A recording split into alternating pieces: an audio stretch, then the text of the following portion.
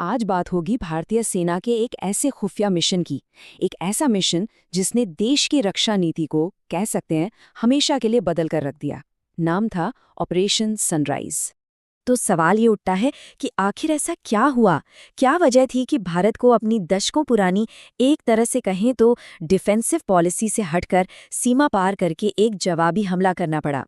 चलिए इसी की जड़ तक चलते हैं और इस पूरी कहानी को समझते हैं। तो इस पूरे ऑपरेशन की जो नींव रखी गई ना, वो एक बेहद घातक और सच कहें तो कायरतापूर्ण हमले के बाद रखी गई। तारीख थी 4 जून 2015। जगह मणिपुर का चंदेल जिला। देखिए, हो क्या रहा था कि डोगरा रेजिमेंट का एक काफिला अपनी रूटीन ड्यूटी से बस लौट ही रहा था। जैसे ही वो एक सुनसान घाटी में पहुंचे, अचानक एक जोरदार धमाका हुआ। एक आईईडी यानी एक पावरफुल बॉम्ब जो सड़क किनारे लगाया गया था, उसने काफिले के सबसे आगे वाले ट्रक को हवा में उछाल दिया। और इससे पहले कि कोई कुछ समझ पाता, आसपास की झाड़ियों में छिपे आतंकियों ने आरपीजीज यानी रॉकेट प्रोपेल्ड ग्रेनेड्स और ऑटोमेटिक हथियारों से अंधाधुंध गोलियां बरसानी शुरू कर दी। ये हमला इतना अचानक, इतना भीषण था कि भारत ने अपने 18 वीर जवानों को खो दिया। 18 जवान शहीद हो गए।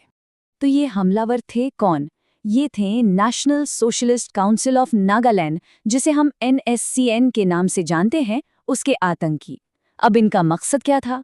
इनका मकसद था भारत के नॉर्थ ईस्ट के कुछ राज्यों को काटकर एक अलग देश बनाना, जिसका नाम ये नागालैंड रखना चाहते थे।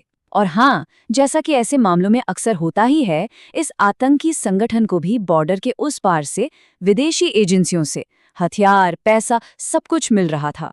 18 जवानों की शहादत, ये खबर जैसे ही दिल्ली पहुंची, सत्ता के गलियारों में मानो भूचाल आ गया। अब वक्त था एक बहुत बड़े, एक ऐतिहासिक फैसले का। प्रधानमंत्री नरेंद्र मोदी ने फौरन एक हाई लेवल इमरजेंसी मीटिंग बुलाई और उस मीटिंग में उनका संदेश एकदम साफ था, बिल्कुल क्लियर। उन्होंने कहा, मेरे देश के 18 जवान मारे गए हैं, उनकी माताओं के आंसुओं का हिसाब मुझे चाहिए। इसी मीटिंग में तब के national security advisor Ajit Doval, उन्होंने एक ऐसा प्रस्ताव रखा जो पहले कभी सोचा भी नहीं गया था। उन्होंने सीधे सीधे कहा, इस बार हमें शेर के मुंह में हाथ डालना ही होगा।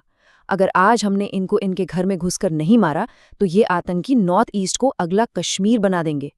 तो अब टेबल पर 2 ऑप्शन रखे गए। पहला, एयर स्ट्राइक कर देते हैं, लेकिन इसमें एक बहुत बड़ी मुश्किल थी। आतंकियों के जो कैंप थे ना, वो गांव के काफी नजदीक थे, तो आम नागरिकों की जान को खतरा था। मतलब सिविलियन कैजुअलिटीज का रिस्क बहुत ज्यादा था। दूसरा ऑप्शन, एक कोवर्ट ग्राउंड स्ट्राइक, मतलब एक गुप्त जमीनी हमला। ये बिल्कुल सटीक हो सकता था, लेकिन इसमें हमारे कमांडोज की जान का जोखिम बहुत बहुत ज्यादा था। तो जब प्रधानमंत्री ने पूछा कि इसकी तैयारी में कितना वक्त लगेगा, तो उस वक्त के army chief general Dalbir Singh Suhag का जवाब पूरे आत्मविश्वास से भरा हुआ था। उन्होंने कहा, सर, मुझे सिर्फ 3 दिन का समय चाहिए। चौथे दिन सवेरा होने से पहले आतंकियों की चिता जल चुकी होगी। और बस इसी एक जवाब के साथ भारत के सबसे साहसी मिलिट्री ऑपरेशंस में से एक की तैयारी शुरू हो गई। अब इस बेहद खतरनाक मिशन के लिए किसे चुना गया? भारतीय सेना की सबसे एलीट, सबसे घातक यूनिट पैरा स्पेशल फोर्सेस, उनके 64 कमांडोज को। और देखिए, सब कुछ कितना खुफिया था। उन्हें आम आर्मी ट्रकों में छुपाकर बॉर्डर तक ले जाया गया ताकि किसी को भनक तक ना लगे। पर असली इम्तिहान तो वहां से शुरू हुआ।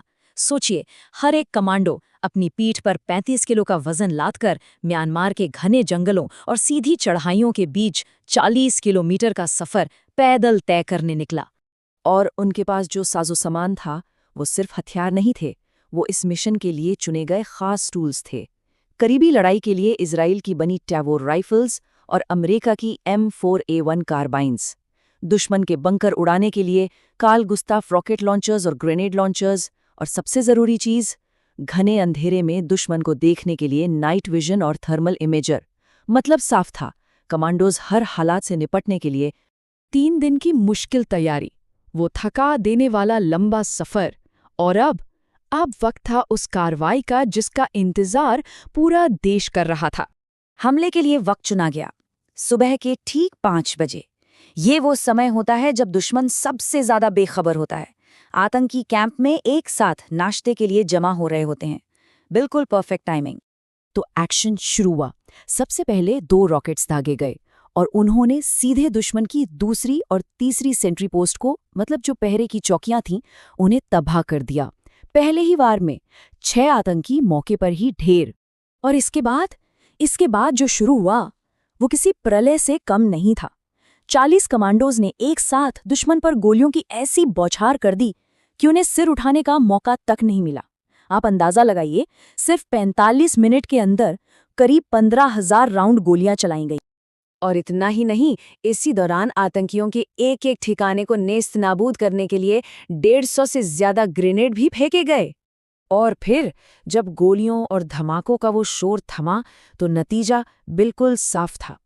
50 से ज्यादा आतंकी मारे जा चुके थे। और सबसे बड़ी कामयाबी ये थी कि हमारे एक भी जवान को एक खरोंच तक नहीं आई थी। 0 कैजुअलिटीज। बदला पूरा हो चुका था। डोगरा रेजिमेंट के उन 18 वीर जवानों की शहादत का हिसाब उन्हीं के बटालियन के स्पेशल फोर्सेस के भाइयों ने ले लिया था। इसके बाद मिशन के जो लीडर थे, लेफ्टिनेंट कर्नल ऑस्कर डेल्टा, उन्होंने सैटेलाइट फोन पर दिल्ली में बैठे अधिकारियों को एक छोटा लेकिन बेहद ऐतिहासिक संदेश भेजा। Mission accomplished sir. I repeat, mission accomplished. Commandos की सेफ वापसी के बाद भारत सरकार ने वो किया जो आज़ाद भारत के इतिहास में पहले कभी नहीं हुआ था। सोचिए, एक प्रेस कॉन्फ्रेंस बुलाई गई और सरकार ने खुले तौर पर पब्लिकली ये माना कि हाँ, भारतीय सेना ने सीमा पार जाकर इस ऑपरेशन को अंजाम दिया है। ये सिर्फ एक ऐलान नहीं था, ये भारत की डिफेंस पॉलिसी में एक जबरदस्त बदलाव का संकेत था। और इस बेमिसाल बहादुरी के लिए लेफ्टिनेंट कर्नल ऑस्कर डेल्टा को देश के दूसरे सबसे बड़े शांतिकालीन वीरता पुरस्कार कीर्ति चक्र से सम्मानित किया गया। तो ये बात तो साफ है, ऑपरेशन सनराइज सिर्फ एक मिलिट्री का बदला नहीं था, ये एक मैसेज था, एक ऐलान था कि भारत की वो पुरानी संकोच करने वाली नीति अब खत्म हो चुकी है। और यही बात हमें एक बहुत बड़े सवाल पर लाकर खड़ा करती है। किसी भी देश के लिए अपनी किसी मिलिट्री कार्रवाई का इस तरह से पब्लिक में दावा करने के आखिर गहरे रणनीतिक मायने क्या होते हैं?